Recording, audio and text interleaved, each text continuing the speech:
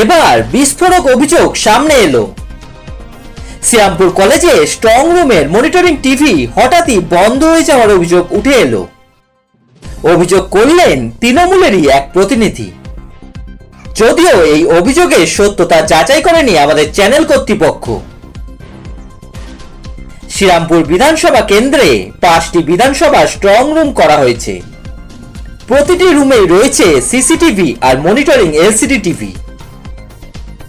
ইতিমধ্যেই 3টি দলের প্রতিনিধিরা পাহারায় রয়েছে। এদিন তৃণমূলের এক প্রতিনিধি হঠাৎই অভিযোগ করেন আজ সকাল 8টা থেকে 10টা পর্যন্ত উত্তরপাড়া বিধানসভার মনিটরিং টিভি বন্ধ ছিল। এরপরেই মনিটরটি ঠিক করা হয়েছে। যদিও এই ঘটনার সত্যতা যাচাই করেনি আমাদের চ্যানেল কর্তৃপক্ষ, তবে বর্তমানে মনিটরিং ঠিকঠাক চলছে। কি ঘটনা ঘটেছিল আজকে সকালে? আজকে আমরা এখানে বসেছিলাম, হট করে এলইডি স্ক্রিনটা বন্ধ হয়ে যায়। যেই বন্ধ হয় সঙ্গে সঙ্গে তৎক্ষণাৎ আমি আর্মি বাহিনী যে ফোর্স ছিল ওদের ইলেকশন কমিশনের তাদেরকে গিয়ে জানাতে কোনো রেসপন্স করে না, আমাকে কোনো পাত্তাই দেয় না। তখন আমি আমার দলের উচ্চ নেতৃত্বদেরকে জানাই। সঙ্গে সঙ্গে আমাদের তন্ময় ঘোষ ক্যান্ডিডেট উনি আসেন, তৎক্ষণাৎ আরও দলের নেতৃত্বরা আসেন। এসে সবাইকে জানানোর পর অনেক 2 ঘন্টা পর এই স্ক্রিনটা অন করা হয়েছে। তো যেটা এইখান থেকে ওরা যে জিনিসটা বলছে, ইলেকশন কমিশনারের ফোর্সের যারা ছিল বা লাইটের যারা, তারা বলছে লুজ কানেকশান প্রবলেম হয়েছিল।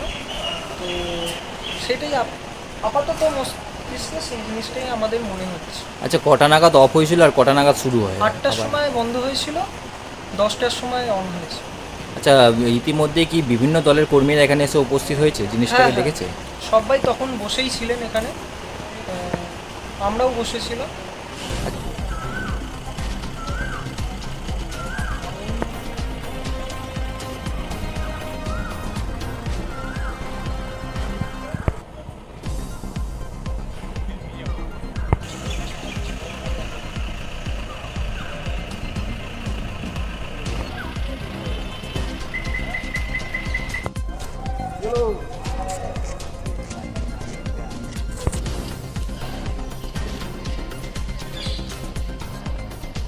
অ্যাকচুয়ালি একটা টেকনিক্যাল স্ন্যাগ হয়েছে, মাননীয় আরও সাহেব বললেন। তো আমরা ওনাকে বলার পরে উনি ওটা রেস্টোরেশন করেছেন, ঠিক আছে। তো that is not intentional as we believe, ওটা টেকনিক্যাল স্ন্যাগ। তো ওটা নিয়ে আমাদের খুব একটা বলার নেই। অভিযোগ আমাদের নেই, কেননা দে আর কোঅপারেটিং উইথ আস, এবং আমরা বলার পরে ওটার টেকনিক্যাল যে স্ন্যাগটা সেটা ওরা দূর করেছে। ওটা আমাদের আর কিছু সেরকম বলার নেই। আপনার নাম?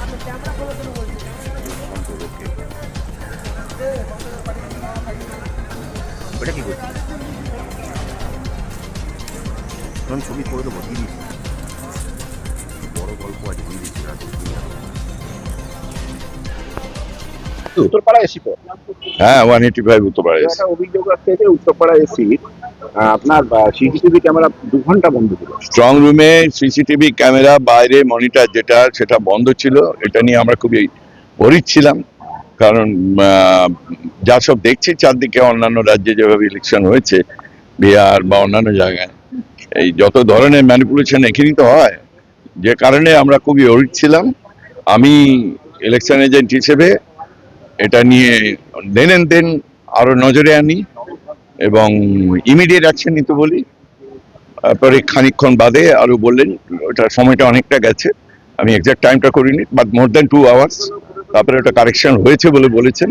এখন একটা মিটিং ছিল, আমরা বলেছি যে এমন অ্যারেঞ্জমেন্ট করুন যেন সেকেন্ড টাইম আর সিসিটিভি বন্ধ না হয়, মনিটর বন্ধ। অভিযোগ নেই, আমরা অফিসিয়াল অভিযোগ করেছি, লিখিত অভিযোগ করেছিলাম, ওটা তার ভিত্তিতেই কারেকশন হয়েছে। সিপিআইএম পার্টির পক্ষ থেকে লিখিত অভিযোগ করেছি।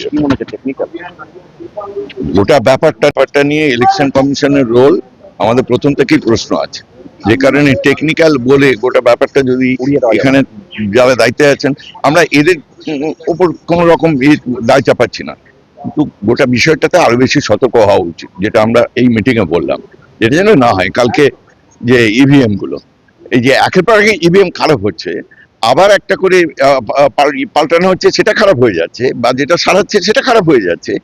ইলেকশন কমিশনের ভালোভাবে ইলেকশন করানোর সদিচ্ছা নিয়েই প্রশ্ন ওঠে।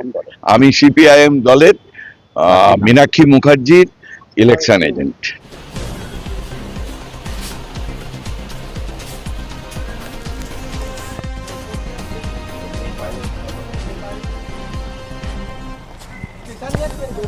এই চললাম।